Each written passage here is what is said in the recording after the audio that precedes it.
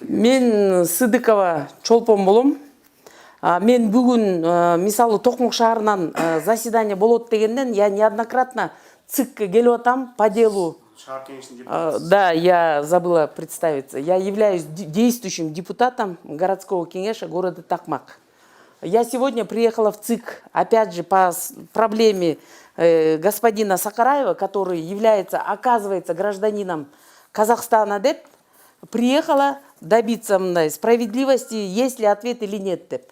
Там я увидела, там милиция была, ну я опоздала, часа в 3 я приехала. Там уже никого не было, я только одному журналисту, только другому. Потом в районе 6 я уже услышала, что на Өмирбека Черкешевича, оказывается, напали, побили. Ну, это сразу же слышно, я встретила Семетея Аманбекова, журналиста, он как раз выходил, ошол айтып калды. Вы не слышали, оказывается, Өмирбека Черкешевича побили. Я говорю, я не слышала, правда что ли? Потом мне на WhatsApp пришло видео, страницы «Беспредела KG», где наши токмакчане опознали действующего депутата городского кеңеша Анарбека Маликова в этом видео, и где он отдергивает того, кто ударил Өмирбека Черкешевича. Его любой опознает. Я просмотрела это видео, это действительно Анарбек Маликов. Он является депутатом, действующим Токмакского городского кеңеша. Также он является племянником кандидата, который выиграл у нас токмакские выборы вот 28-го, кандидата Сакараева Медербека.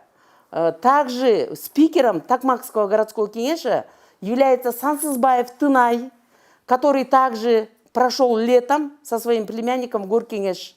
Конечно, не без помощи этого самого Сакараева.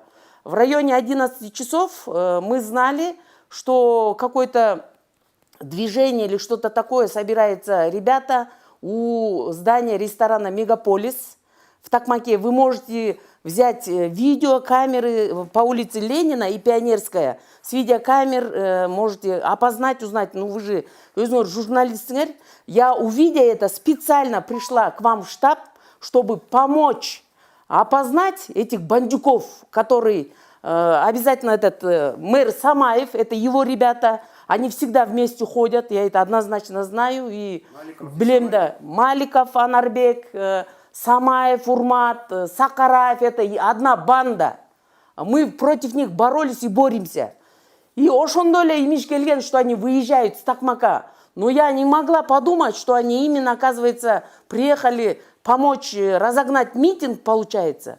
Как они делали это еще осенью, весной, при прошлый жорку кеңеш болгондон кийин булар ушинтип эле келип атышканда, потом оказались бийликте болуп калды да буларчы азыр. Я понимаю, что это все возможно. Ошого эле келишти да булар. Разгон, может быть, кылганга или, ну это я не знаю точно. Бирок эмнеге келмегиле? Мне биз менен ЦИКке келип, мен менен кармашпак белем, мен эле келдим Токмоктон, чтобы добиться справедливости. А двумя бусиками каяка келген экен? Аны көрсө Өмирбек Черкешевичке барып кол салганын эле далил болуп турбайбы видеодон, например. Мен ошентип эле ойлодум.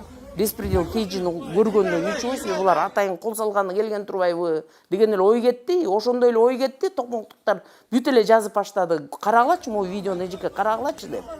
Я к вам как к журналисту обращаюсь.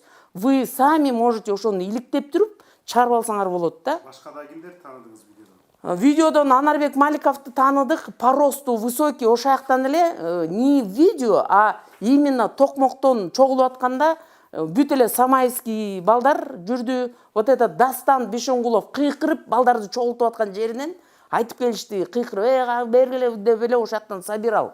Дастан Бишонгулов деген племянник Урмата Самаева. Булар врозь жүрбөйт. Можете там, я же говорю, видео эмелер менен далилде өздөрүңөр чыгарсаңар болот ошону. Если вам МВД Токмакский поможет, потому что лично нам Токмакский МВД жардам берген эмес. Алар только Урмат Самаевдин сөзүнөн чыкпайт. Поэтому даже летом мы хотели вот Наталье Никитенко обратиться, чтобы она сказала своему коллеге, как-то быть человеком, да?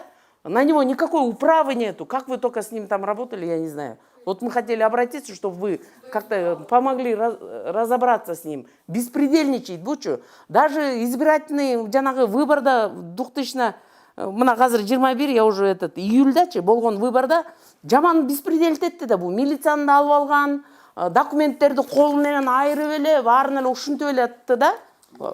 А бул колумда кагаз, бул дагы фото доказательство. Эми биздин жарандар, которые действительно хотят помочь, өздөрү жиберишкен муну, по этому поводу тоже мага келип допрос кылышкан. Мени допрос кылбай, Сакараевди барып допрос кылышпайбы деп. Бул эме деп айтылып атат да, кандидат Сакараев Медербек действительно является гражданином Казахстана деп келип атат могучу. Бул эме Алматадан биздин запрос МВДга ответи келиптир могу. А бул болсо биздин Токмоктун МВДси берип атат тоже, что он является гражданином Казахстана. Но заявление берип, канча Фейсбукка да чыгып бүт жерге айтсам, эч ким буга эме кылган жок.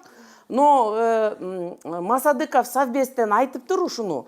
Бүгүн мне удалось встретить Марата Иманкулова. Я ему об этом тоже сказала, говорю, бул кандай, бул коопсуздукка мындай чек келбейби биздин өлкөгө?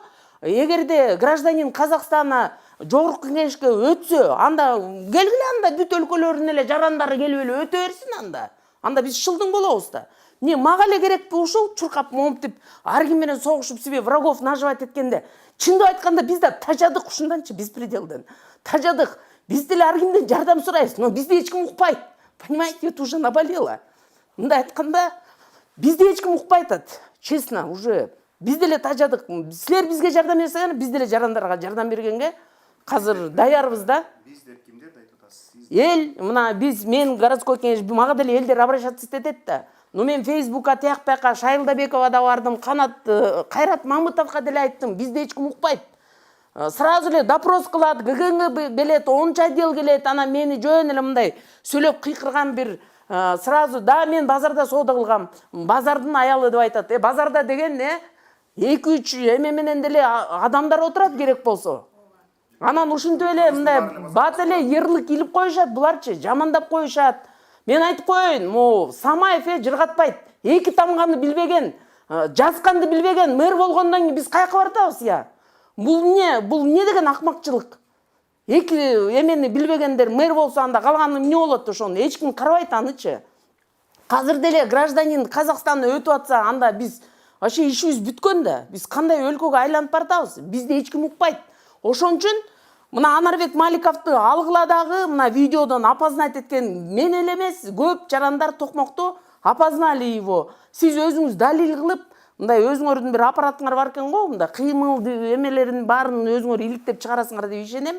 Мен сизге просто жардам кылып айтайын дедим ошону, чтоб сиз дагы, я уважаю Өмүрбек Черкешевича, тоже хочу помочь. Он недостоин, чтоб на него нападали. Бул улгайып калган сакалдуу адам. Но я верю, что МВД тоже будет на вашей стороне. Вот я их благодарю, они тоже стараются, но их тоже, наверное, никто не слышит. Ошон үчүн, ну, думаю, жана МВДнын башчылары деле сизге да жардам берет. Монун деле аягына чыгышса болмок, болбойт да булчу. Азыр мен бүгүн просто случайно свидетель болуп калдым, ошону көрүп турган атайын. Сизге келдим, ушу айтып берейин сизге депчи. Сиз БШКга өзүңүздүн ушул иштер менен келгенсиз. Да, мен сурайын дегем, жолугайын дегем, ушуну кандай ушундай кала береби деп, анан үмүттөнүп жана совбездин кишиси келди дегенден, ошо Марат Иманкуловго жолугуп ушуну айтайын дегем. Ну, никто не слышит, видите. Жолугуп айттым, ал киши да шашушу, ооба, обязательно иликтейбиз деп айтты, анан машинага отуруп алып кетип калды. Мен деле билбейм, иликтей. Анан Наталья менен жолугайынчы деп бул кишиге да бардым. Атайын айтайын депчи, может, вы озвучите на жогорку кеңеш деп, да, обратилась тоже. Биздин эле айлабыз кетип атат.